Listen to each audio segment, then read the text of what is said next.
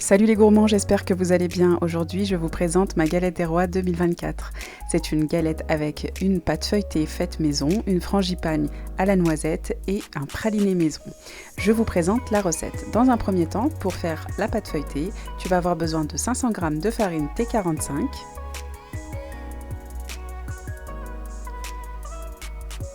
250 g d'eau, 50 g de beurre, 325 g de beurre de tourrage, alors il faut 84% de matière grasse et 10 g de sel. Dans un premier temps, dans le robot, je vais verser tous les ingrédients. Une fois que tu as mis tous les ingrédients dans le robot, tu vas laisser mélanger au crochet et ensuite, pendant 1 minute, une fois que c'est tout homogène, tu vas laisser pétrir pour que la pâte se travaille bien et qu'elle soit lisse. C'est toujours meilleur. Pendant ce temps-là, je vais te raconter une anecdote. Alors pour ce qui est de la galette des rois, je ne mets jamais de fèves et je vais t'expliquer pourquoi. Lorsque j'avais 6 ans, nous avons accueilli mon oncle qui venait de l'étranger, il est venu pour quelques jours, et donc comme c'était en début d'année, on voulait lui faire goûter la fameuse galette des rois avec la fève. Sauf que ce jour-là, il est rentré tard et il nous a dit « Ne m'attendez pas, si vous voulez manger, allez-y ». Donc nous, en tant qu'enfants, on avait hâte de la manger, alors on a mangé chacun notre part et on a laissé sa part. Et au moment où on l'a mangé, il y a un de mes frères qui a trouvé la fève. Alors on s'est dit, on va la mettre dans la part de mon oncle, comme ça il sera content et on pourra lui donner et lui offrir la couronne. Donc c'est ce qu'on a fait et on l'attendait avec impatience. Au moment où il est arrivé, on lui a dit, allez vite, vite, vite, tu vas venir manger un gâteau, c'est une surprise. Alors il s'est assis et puis il était vraiment un peu étonné de notre réaction parce qu'on était là avec mes frères et sœurs devant lui avec un grand sourire en lui disant, vite, vite, vas-y, croque, croque, mange. Et c'est vrai qu'il était intimidé, alors en nous regardant, bon il a 20 ans, il avait 20 ans, pardon, il était jeune, et en nous regardant, il était intimidé, et au lieu de croquer et la manger, en fait il l'a avalé d'un seul coup, ce qui fait que le premier croc, il y avait la fève. Donc tout de suite, il a commencé à s'étouffer, il faisait il n'arrivait plus à respirer, il est devenu tout rouge et nous on était choqués parce qu'on ne s'attendait pas à cette fameuse réaction. Alors du coup, il y a ma maman qui arrive en courant et elle le voit, elle lui dit qu'est-ce qui se passe et lui il était tout rouge, il ne pouvait pas parler parce qu'il avait la fève qui était bloquée. Et là, elle lui donne des coups au niveau de son dos, donc, et il a réussi justement à la sortir et puis il la regarde et lui dit « Tes enfants ont voulu me tuer !» Et ça nous a marqué parce que c'est vrai que l'interprétation elle est différente et aujourd'hui on en rigole. Bon, il n'a pas été choqué, hein, il a oublié cette histoire. Mais moi-même, ça m'a choquée. Je me suis dit, en fait, finalement, on a envie de faire plaisir, mais ça n'a pas marché. Ça a été interprété d'une autre manière et ça ne s'est pas déroulé comme on le souhaitait.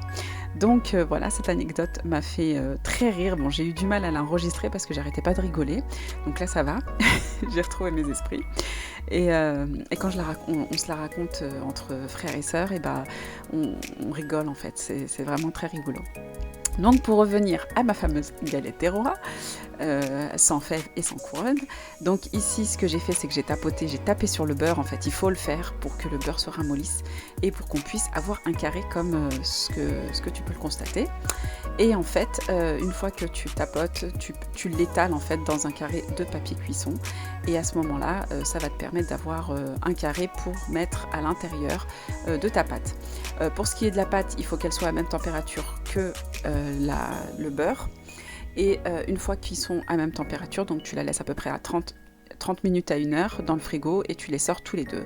Tu fais une croix au niveau de ton pâton et tu étales en forme de croix pour qu'elle puisse vraiment bien rentrer dedans et ne pas s'échapper.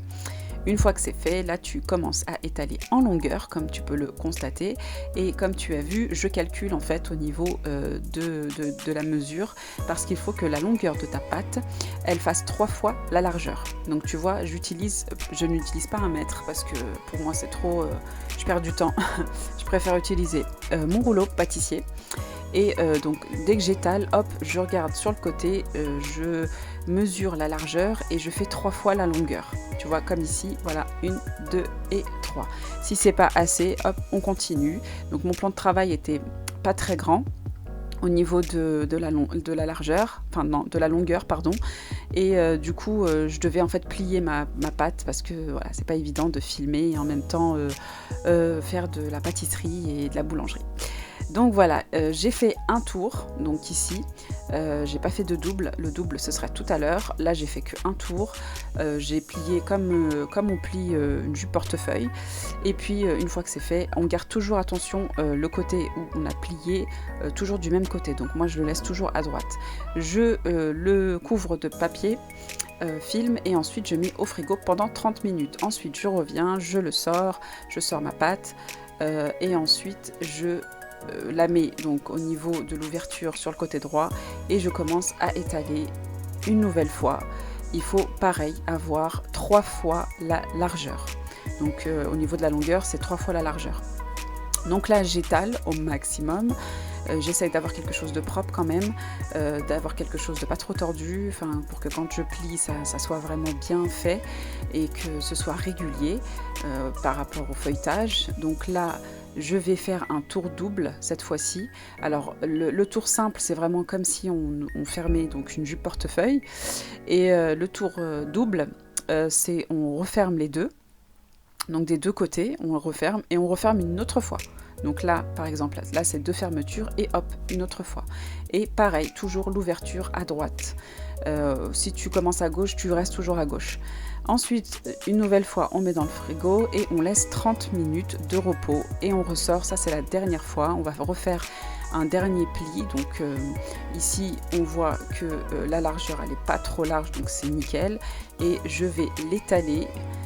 En principe, le beurre ne sort pas parce que la pâte est restée pendant 30 minutes au frais.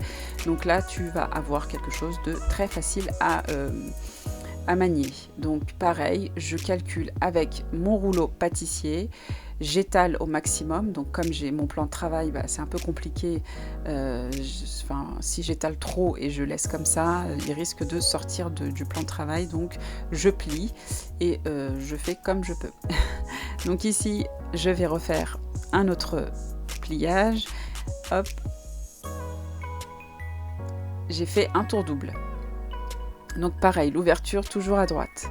Et là, c'est prêt. Donc là, on a une pâte feuilletée qui est prête. Je vais la laisser reposer, pareil, pendant 30 minutes avant de l'étaler pour pouvoir façonner mon cercle, mes 2 cercles pour mettre en fait ma frangipane à l'intérieur. Donc ici, elle a reposé pendant 30 minutes. Je vais mettre de la farine sur mon plan de travail. Et je vais commencer à l'étaler pour avoir suffisamment de pâte pour 2 cercles. Alors les cercles, ils sont assez grands. J'ai fait une grande galette des rois parce que pour moi, on est très gourmand à la maison. Et puis c'est vrai que je me suis dit pourquoi pas, j'ai beaucoup de pâte feuilletée, autant faire quelque chose de plus grand. J'ai pas voulu faire un diamètre trop petit. J'ai utilisé un cercle de 26 cm, il me semble, entre 26 et 28 cm. Donc toi tu peux faire quelque chose de plus petit ou alors des mini galettes des rois. Je trouve que c'est très mignon, surtout quand on a des enfants. Et voilà, chacun a sa petite part. Donc là je vais découper les bords au couteau. Donc j'en ai fait 2 et j'ai fait des mini aussi pour ne pas jeter la pâte. Donc on essaye vraiment au maximum d'utiliser ce que l'on a. Ensuite, je les ai placés sur des papiers cuisson et j'ai mis du papier cuisson entre la pâte feuilletée pour ne pas qu'elle colle. Pendant ce temps-là, je vais préparer ma frangipane à la noisette. Donc là, tu vas avoir besoin de 150 g de poudre de noisette, 3 œufs. Tu vas avoir besoin de 150 g de sucre en poudre, de l'arôme de vanille et de 150 g de beurre. Donc dans un saladier, tu vas mélanger le beurre, il faut qu'il soit mou. Attention, il ne faut pas qu'il soit liquide ou trop dur. Il faut vraiment qu'il soit bien mou.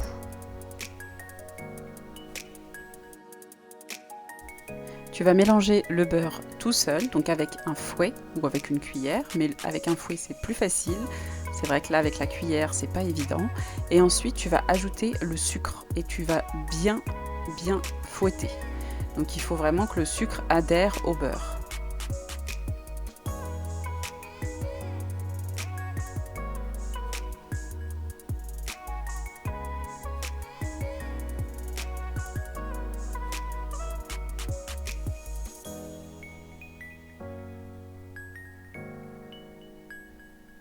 Une fois que tu as bien mélangé, tu vas ajouter les œufs un à un. Donc tu ajoutes le premier œuf et ensuite tu mélanges. Et ainsi de suite, le deuxième et le troisième. Donc bien fouetter pour qu'on ait un beau mélange.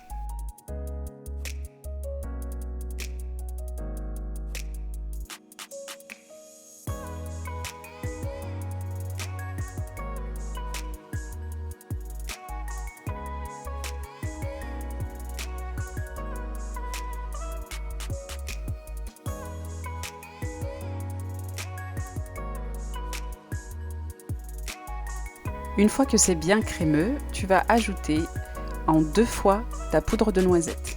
Donc tu peux décider d'utiliser de la poudre d'amande ou une autre poudre. Moi ici j'ai préféré faire de la noisette parce que ça change de la frangipane de d'habitude.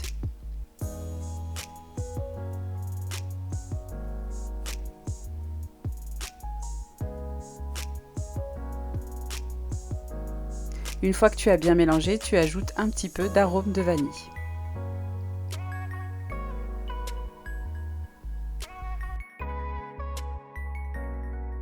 Tu vas verser le tout dans une poche à douille et tu vas réserver celle-ci de côté.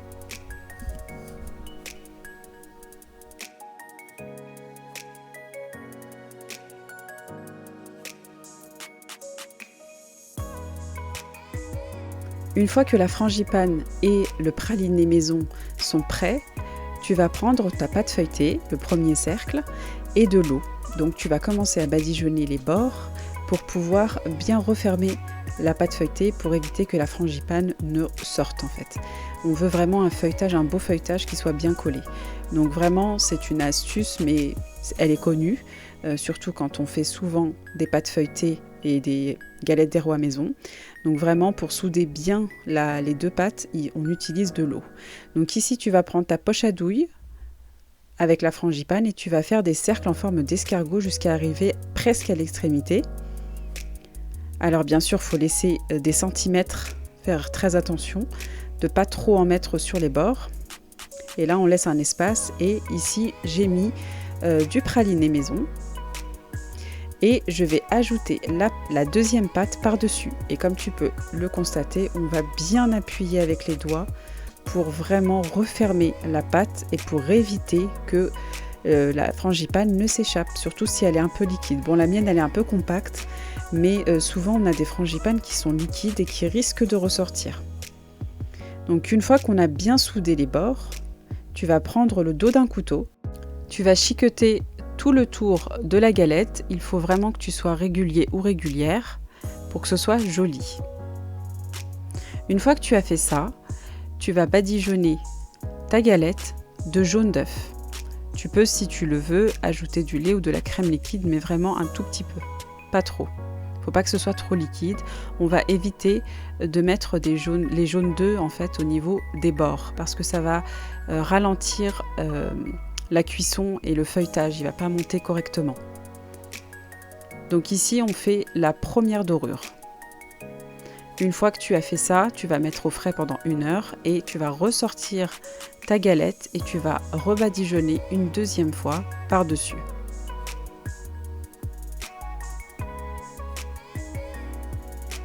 Et là, j'ai mis un cure-dent au milieu pour pouvoir faire ma décoration. Donc, je te laisse libre choix pour ta décoration. Ici, j'ai fait quelque chose de simple.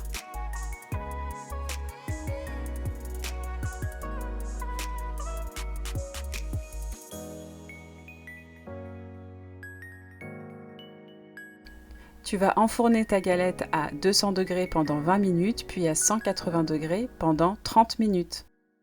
Je te conseille d'éviter pendant la cuisson d'ouvrir la porte du four. Voilà, ta galette est prête.